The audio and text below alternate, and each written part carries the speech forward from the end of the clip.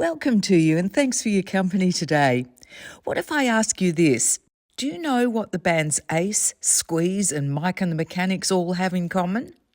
Well, the answer is Paul Carrack, one of the most revered voices in music.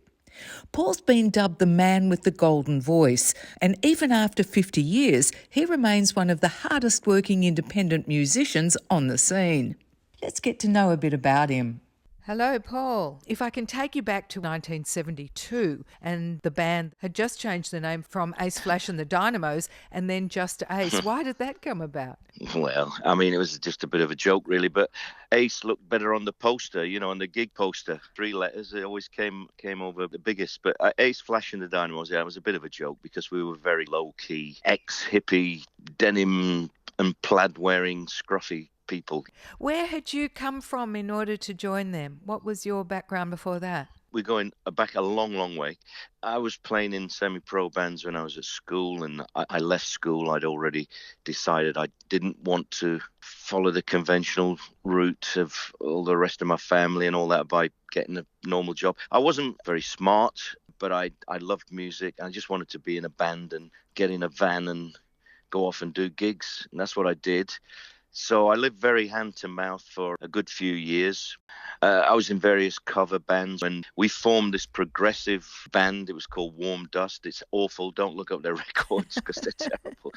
Sorry, Paul, I couldn't help myself. This one was Warm Dust's one and only single from 1970. That dissolved, and some of the guys from that formed this band Ace, which was just for fun to play in the pubs around London. And they said, oh, well, we could do with some keys. And they said, well, we know a guy, and that was me. So I joined and we started playing and gigging. But we did write our own songs, which made us a little bit different to a lot of the other sort of pub bands. And of course, it wasn't long after you joined them that you wrote that huge hit, How Long? Yeah, that's right. We never imagined it would be a hit that would keep going for all these years. It still gets played on the mainstream radio. Yeah, and it's been covered by so many people too. Yeah, 1 or 2 covers. So it was one of my better ideas, actually. It's a very simple song, really. The structure of it is basically got that strong hook, what you might call a chorus. It's just really a hook, and then the verse is just a simple kind of vamp. So I've never quite understood how I've been so lucky that has caught the ear of so many people. I think it was a cool record, less than a great song. It had a real vibe. It had an atmosphere, because that in the 70s, that was kind of how you recorded. It was a little less clinical than a lot of records these days. We tried to record the song previously. Just didn't happen. And it wasn't until we went to a place in Wales, and we went to this little studio, and it literally was in the country on a farm. These 2 crazy guys, they recreated a 16-track studio in what was originally a cowshed. And it was when we got down there and just started having fun and relaxed that the track evolved into that cool flavor. When I wrote the song, I envisaged it to be almost Motown. So that's how that came about. I can remember quite well, even all that time ago, I can remember me and my then girlfriend, my wife still now, had this little basement flat. I had my piano in there. I had a tape machine. So I had that hook. I put the harmony on it and it sounded great. And I had the first verse.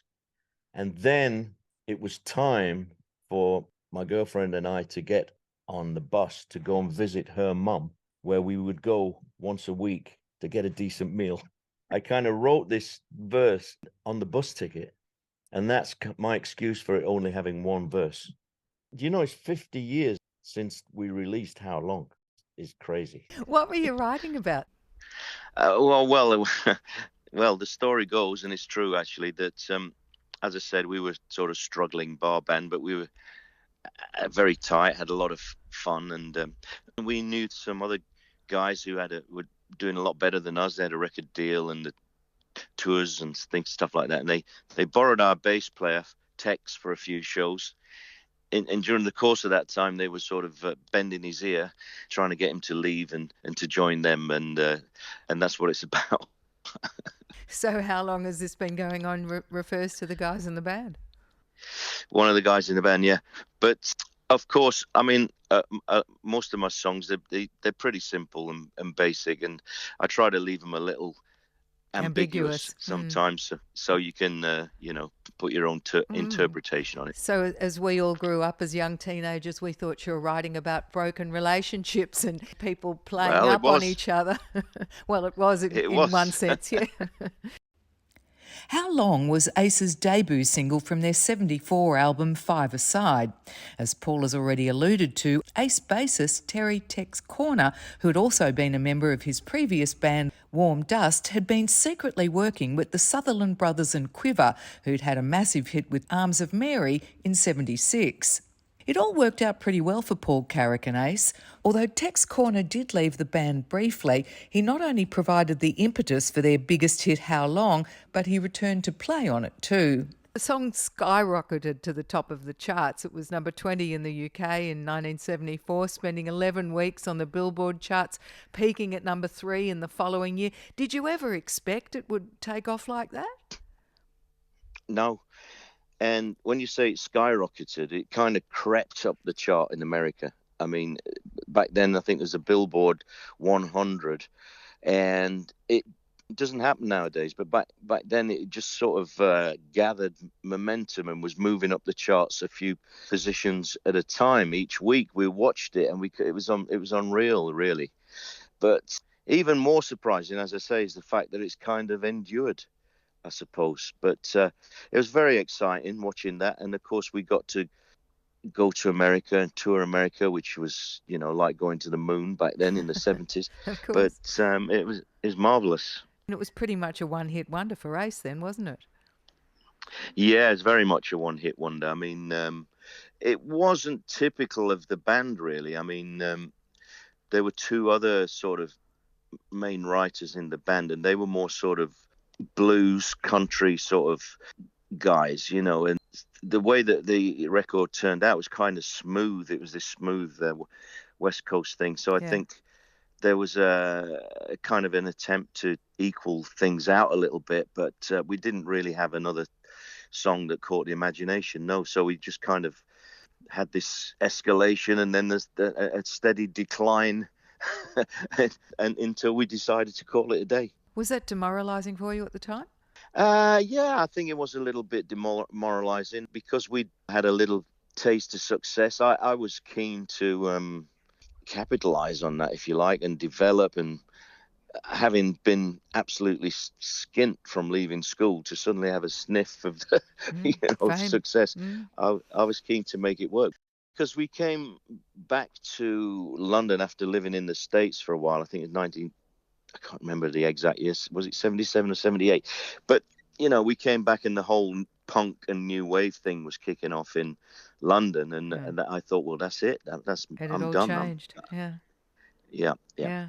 It was around that time then that you joined first Roxy Music and then Squeeze, and soon after became a member of Mike and the Mechanics. Yeah.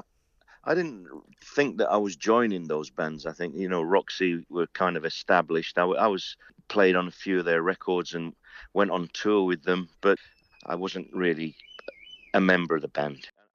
Paul played with Roxy Music during their later years. He contributed keyboards on their final studio album Avalon in 82. His collaboration helped cement Avalon as a classic, and the period in which he was with them marked the band's transition towards a smoother, more polished sound compared to their earlier and more experimental work. And even with Squeeze, I didn't realise that I was joining the band as such.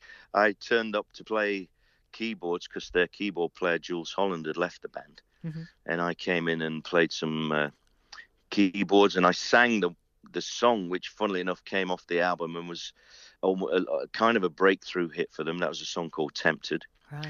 So next thing I knew, I was flying off to the States to tour America with them. So flying high yet again. Paul joined Squeeze in 81. The song Tempted showcased his vocal and keyboard talents, adding a new dimension to the band's sound. Well, that kind of lasted for about a year, and then I moved on. And out of the blue, I moved on to work with a guy called Nick Lowe, actually. He's a very good friend of mine from way back. And Nick and I had a band together for, I don't know what it was. It was at least 3 or 4 years, I think. This was after he left Rockpile. The band was known as Noise to Go. It existed to back both Paul on his solo recordings as well as Nick Lowe on his, similar to the arrangement Nick had with Dave Edmunds and Rockpile in the late 70s. It was late 81 when Paul Carrack joined Nick Lowe in Noise to Go. Aside from helping each other out, they also backed Nick's wife Carleen Carter, the daughter of June Carter Cash, on her studio album of the same year, Blue Nun. The following year, as band members changed, the group was rechristened Nick Lowe and his cowboy outfit. They recorded 2 albums from 83 to 85 with Nick as lead vocalist. They also backed John Hiatt on side 2 of his 83 studio album, Riding with the King. We did tons of touring and in vans and buses up and down America. So tell me about Mike and the Mechanics. How did that come to be? Try and keep it brief. Basically, the thing with Nick had kind of run its course. We had a lot of fun doing it, but it was getting a little bit old. So we decided we were gonna let that go. And coincidentally, I got a call from Mike Rutherford, who was the guitar player in Genesis, or still is the guitar player in Genesis. And he said he was making a solo record and he didn't want to sing on it. And would I come down and try out on a couple of songs, which I did.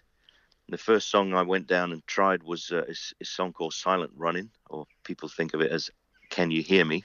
Again, I recorded a few songs with them and didn't think too much more about it until a few months later. The album was released and it did very well. It was well received, particularly that song. And Mike was in a position with his Genesis connections to, put the band, which was basically a studio type band. He was able to put the whole thing together and we became a kind of entity, a touring entity, all the rest of it. That was your third time round at hitting the big time. Yeah. Well, it was a sniff. Well, it was more than a sniff, wasn't it? Because that one lasted for some time. Well, it was a funny situation because, of course, Mike still had his commitment with Genesis, but also Phil Collins who's the drummer in Genesis. Obviously, I hope I'm not stating the absolute obvious, but Phil was his career had gone supersonic. So it was a kind of on-off situation. I was happy with that because it meant I could do my other bits and bobs as well and made a couple of solo albums. But we had some good success. I mean, we had Grammy nominations and all sorts of things like The Living Years. Yes, you did. That was your voice on The Living Years, wasn't it? Indeed. Living Years also won the Ivor Novello Award for Best Song musically and lyrically in 1990. Were you surprised by that? Yeah, very surprised. We actually performed at the Grammy celebration, right. And we performed The Living Years. So and the front row that evening was like Ray Charles, Michael McDonald, Billy Joel, Stevie Wonder. So my knees were knocking, let me tell you. We went down pretty well, but fortunately we didn't win the Grammy. I say fortunately because Bette Midler came on after us. And she did the song Wind Beneath My Wings, right, and brought the house down. And I thought, if we get awarded the Grammy, we're not getting out of here alive, So I was kind of relieved. That's a good story. So were you basking in the glory in those days? Not really, because nobody knew it was me singing anyway. They all thought it was Mike. Oh. I mean, I used to go to my newsagent in the morning to get my paper and he'd say, morning, Mike, how's it going? So, but I didn't mind because I've never fancied being famous or anything like that. I thought it could be a nightmare. It was handy. It meant I could pay the mortgage and feed my 4 kids. So it's always nice to have a little bit of success. Keeps you going. It was that same year that Mike and the Mechanics scored another top 20 hit with Over My Shoulder. That one not only featured Paul on lead vocals, but was the first Mechanics hit to be co-written by him. Paul followed it up by writing Love Will Keep Us Alive for the Eagles. Well, I co-wrote that song. It's 3 guys. Yes, with the wonderful Jim Capaldi. yeah, Jim and myself. And we wrote that for it wasn't written for the Eagles. It was actually written for a project that was instigated by Don Felder and Timothy Schmidt from the Eagles. Uh-huh. Now, they were frustrated because at that time the Eagles were not together, but they wanted to work. And I knew Timothy from way back from the Ace days, and he got in touch and suggested I go over and we start a project. And that's what I did. And we took a few songs over and we were making tapes and everybody was getting excited. And then lo and behold, the Eagles got back together again. So that was the end of that project. But one of the songs we'd been doing with me singing was Love Will Keep Us Alive. Great song. And basically Timothy needed a song to sing on the comeback album. And he asked if it'd be okay for him to do that song. And naturally, we all thought it was a great idea. What was it like working with Jim? He's certainly one of my heroes. Well, I didn't work that much with Jim.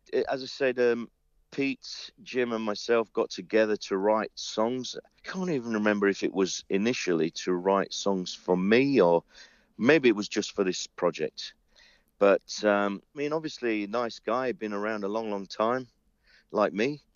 Yeah, it was good, but it wasn't that much. We didn't work that much together. How does it work when three of you write together? Well, you just kind of Yeah. brainstorm. Well, there's no tried or tested way. It happens in all kinds of different ways, and often it's why bands split up. I found because it's like, well, I did most of this, and the other guy's like, well, I did that, and the other guy's, well, I didn't do much, but my bass line did, So it's a bit tricky. And then everybody wants their part of the pie. Exactly. So I'm not going to go into detail, but it was a bit funny, actually. But it happens. And up until that point, the only people I'd ever written songs with was my pals. Yeah. And if you happened to be in the room, then you went on the credit, which was fine. But to be honest, we got into one of those situations that I've just described, and it was a little bit a bit weird. But anyway. I can imagine. I mean, you talk about writing with your pals. You did do a bit of writing with Nick Lowe, didn't you? Yeah, well, I mean, Nick, he's a great writer. And we were under the same kind of roof. We all had the same manager. It was Nick, Elvis Costello, Squeeze for a time, and myself. And I was in awe of these guys and their songwriting ability because my stuff has always been pretty straightforward, lovey-dovey type of stuff. And Nothing these wrong guys with were... that. Well, there was back in the late 70s when things were a bit sort of edgy, if you like. So I was kind of in awe of these guys, but particularly Nick. I think he's very underrated not by his fans, but, and he doesn't particularly need to write with people. So he likes to do it on his own anyway. But he wrote a great song. I made an album called Groove Approved back in the day, and Nick provided a song called Battlefield. And it's a great song with a fantastic lyric. And he very kindly gave me a piece of that song. So that goes down as we co-wrote it. But really, Nick wrote it. Okay. And he just gave, it was a bit like that. The world just couldn't get enough of singer-songwriter Nick Lowe at that time. Actually, we couldn't get enough of Paul Carrack either. So Paul kept writing, kept being used on sessions for bands like the Smiths and the Pretenders, and in his spare time kept putting out solo albums. We've been hearing about the closeness between Paul Carrack and Nick Lowe during the 90s. Nick, of course, made his mark as a producer for artists like Elvis Costello, Graham Parker and the Pretenders. This is the song Battlefield that Paul's been talking about. Diana Ross, no less, covered that one. She did indeed, which was... a bolt out of the blue. We actually had to amend the song a little bit because it was a guy called Peter Asher was producing it, and he said we'd like to record that song Battlefield, but we feel it needs a middle bit. So actually I think that's where I'm just about earned my crust, because I helped Nick with that extra middle bit that was needed. Yeah, I think maybe that's where I earned my corn. It was the following year, Paul, where you joined Roger Waters on tour and you performed in Berlin in front of a Mm. crowd of like 250,000 people. I mean, you said you were nervous at the Grammys. What was it like playing in front of such a huge crowd? Yeah, it was pretty terrifying. They say 250,000, but I think it goes up about 100,000 each year, you know, and the next year it was a crowd of 500,000. But no, that was another situation where I'm thinking, why do I let myself in for this? But I was a last minute replacement for somebody. I don't know who. I had a call from Roger about a week before the wall, which was this massive event, as you said. And he said, listen, could you just have a listen to these 4 songs and just get them in your head and know them? I said, okay. He said, I might need you. But I think it was literally the day before, or the day before the day before the show, he called up and said, right, get out here. I want you to do Hey You, which is one of the songs. So I performed that. But actually, behind the wall, when they'd constructed this massive wall, I mean, there's helicopters, cranes, and all sorts involved. So I said, well, Roger, I would have worn a paper bag, you know, if it's that much of a problem. Anyway, no, that's another one for the grandkids. There's been many highlights in your career to date, haven't there? Yeah, I mean, it's been a long journey, which started, you know, as soon as I left school.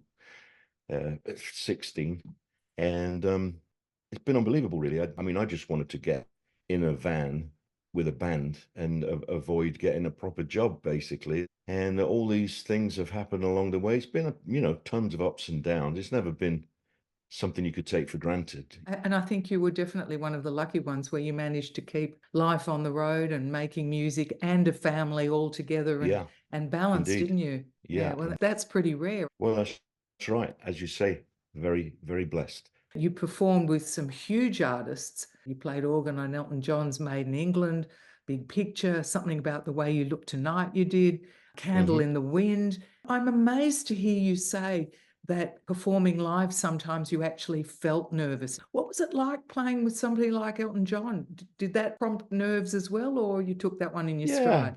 yeah. No, I've always had a very bad case of imposter syndrome, especially when it came to keyboards, because I'm totally self-taught, play by ear. So I never was quite sure what I was going to be facing when I got to a session. And of course, Elton's a great piano player anyway, but he doesn't play the organ. So I was always nervous before shows, especially if you're doing all the singing. Any singer will tell you they get a little bit nervous and hope the voice is going to be in good nick. I'm a lot better now. Well, you certainly paid your dues. If you're not relaxed and good at it now, you're never going to be for sure. Did you have to keep up your chops? Did you have to practice and utilize that muscle like you would any other to stop it from atrophying? Yeah, I think you do. Yeah, you have to use it or lose it, as they say. It's very important to keep it in nick. These days, because we're always touring, and if we have a break off the road, I keep it ticking over. Do you sing in the shower? Apparently so, yeah. But never in a normal singing voice, apparently. I do a pretty good club singer and a bit of a Pavarotti, but I can't get right up there like that, you know. But yeah, definitely. I'm a compulsive whistler. That's what drives people Really? mad. Oh man. No, I'm very annoying. I don't even know I'm doing it. I walk around whistling all the time. But my missus always says it's quite handy because she knows where I am and how to find me, you know. Is that a habit you've developed of late, or was that something always with you? No, no, my dad was a painter and decorator, and So he I whistled as he learned worked. he was an influence, yes. So I picked that up very early in life. As I mentioned earlier, you've played and sung with some amazing people, bands like Simply Red. You've toured with Ringo Starr's All-Star Band, which is the one that, will come in as chapter 4 in the book. Well, it probably would be later on in the book than chapter 4, but for the last 10 years, I've worked quite a lot with Eric Clapton because I played on some of his records years ago and albums like Pilgrim. But the last 10 years, I've done quite a lot of touring with him as part of his band. And that's been an incredible experience, not just with him, but some of the incredible musicians he has, you know, your real top flight players. I think that has done my self-esteem as a player quite a lot of good, actually, because to be accepted and respected in that situation with these world-class guys, Yeah. I think it's helped me, because I never really thought of myself as a keyboard player. I always thought I was a singer first, but I play a lot of, it's called a Hammond organ, and it's a specialized kind of thing, and it's a wonderful, wonderful instrument. And the instrument can do a lot of the talking for you, actually, because it's such a great thing. And Eric's music's quite basic anyway. So that's been a wonderful experience, but I've not been doing it this year. I've been concentrating on my own stuff. You know, that's really the focus these days. You've been putting out albums simultaneously while touring, while working with different bands, while doing a lot Yeah, of session work. yeah. Well, like I say, I have this studio at home, and that's where I mess around a lot. And I put together quite a lot of the albums. I start off trying to writing a song, but I end up playing everything in many cases because I'm a jack of all trades, master of none. What kept you wanting to put your own music out on the side? I don't know. Fear of poverty. No, I mean, I think because I've done a lot of different things, had a bit of success here and there, and often nobody would know who I was. I'd have to explain what it is I do, and they say, "Oh, you did that. You sang that song. How long? Oh, that's you." Actually, I've got another story about when I went to back in the days when I had hair. I went for a haircut, and I was sitting in the barber's chair, and Tempted came on the radio, which Tempted is a song by Squeeze that I sang the lead vocal on. Yeah. And I said, "Oh, actually, that's me there." And the guy looked at me as if I was mad. He said, "No, what are you talking about? That's Paul Weller." How many solo albums have you put out to date? Do you know? I'm not sure. It's quite a few. I mean, it's double figures. You always kind of flew under the radar. Was that designed to be like that or just worked out that way? I think it just worked out like that, but I wasn't particularly bothered about being famous. The brushes that I've had with it, I don't really like it, actually. I'm quite happy flying under the radar, as you say, but at the same time, I want people to hear the stuff and I want them to come to the gigs. Yeah. Tell us a little bit about your solo albums. Actually, I released an album with a big band, a kind of bluesy swing type affair. And that album's called Don't Wait Too Long. And it's got things from people like Ray Charles, Etta James, Sam Cooke. That was great fun. What's your favourite track on that one? I'm a sucker for the ballads. And there's a song called Trust in Me, which was recorded originally by Etta James. I really like that. Your music is wonderful, Paul Carrack. Your voice is great. And as you said, you're a jack of all trades. I can't yet imagine not writing and recording stuff.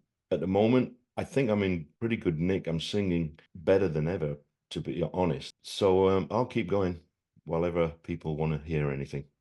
Fabulous. Paul Carrack, thank you so much for your time today. Thank you. Thank All you the best. so much. Bye-bye. So let's just put the record straight. Paul Carrack has 19 albums out so far. He's no longer a member of Mike and the Mechanics, and it's now 50 years since the song How Long was first released. Thanks for your company today. I hope you've enjoyed Paul Carrack's story. Don't forget, if there's an artist you'd like to request, just send me a message through the website abreathofreshair.com.au.